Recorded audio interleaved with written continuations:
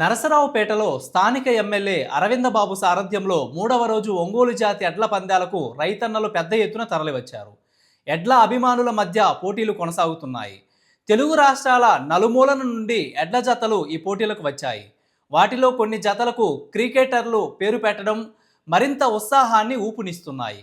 విరాట్ కోహ్లీ, రోహిత్ శర్మ పేరుతో బరిలోకి దిగిన ఎడ్ల జతకు ప్రేక్షక మహాశైలు ఈలలు కేకల మధ్య ఎడ్ల పందాలను రసవత్తరంగా కనుల పండుగగా సాగుతున్నాయి. ఒక్కొక్క రోజు 9 ప్రైజులు చొప్పున బహుమతులను నిర్వాహకులు అందజేస్తున్నారు. ఈ రోజు ముఖ్య అతిథిగా ఎమ్మెల్యే అరవిందబాబుతో పాటు ఎమ్మెల్సీ మర్రి రాజశేఖర్ పాల్గొన్నారు.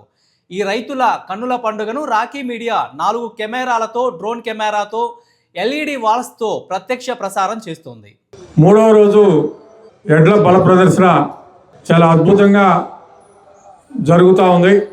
గడిచిన 2 రోజుల్లో అనుకున్న దానికంటే ఎక్కువగా ఎడ్లు రావడం జరిగింది. నిన్ననే 36 జతల్ని ఇక్కడ ప్రదర్శనలో పాల్గొనేటట్లుగా అవకాశం కల్పించామని చెప్పి కూడా నిర్వాహకులు ఇవ్వడం జరిగింది. ఇప్పటికే 60 జతలు ప్రదర్శనలో పాల్గొన్నాయి. 30వ తారీఖు వరకే మనం అనుకున్నాము.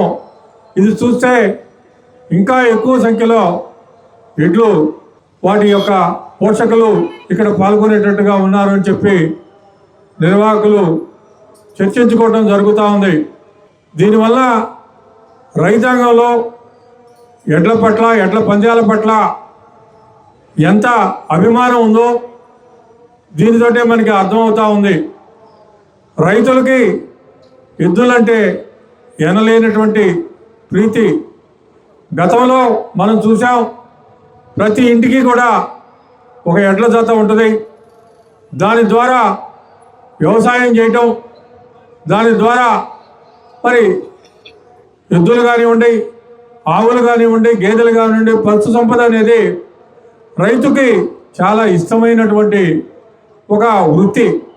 దాని ద్వారా రైతు ఆదాయం పొందడమే కాకుండా ఈ రాష్ట్రంలోనూ, ఈ దేశంలో ఉన్నటువంటి ప్రజలకి మరి వారు పాల సరఫరా ద్వారా వారికి కూడా ఆహారం సప్లై చేస్తున్నటువంటి పరిస్థితి రైతులను మనం చూసాం.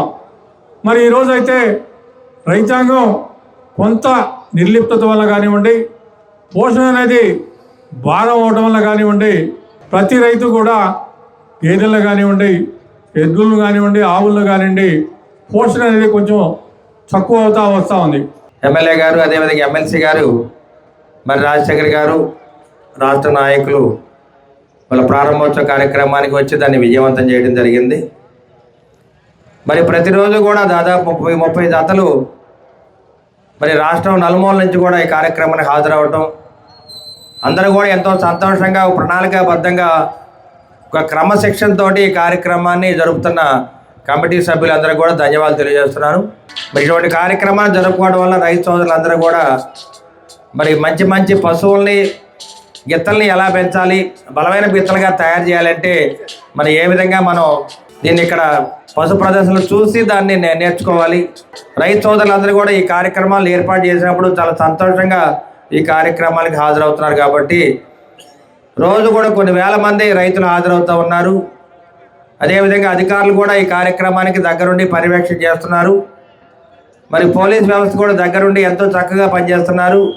మరి రోజు కూడా ముఖ్య అతిథులు, రాష్ట్ర నాయకులు అందరూ కూడా రావడం జరుగుతుంది. కాబట్టి ఈ కార్యక్రమాన్ని మనం అందరం కూడా కలిసికట్టుగా పనిచేద్దాం, ఘనంగా విజయవంతం చేసుకుందాము.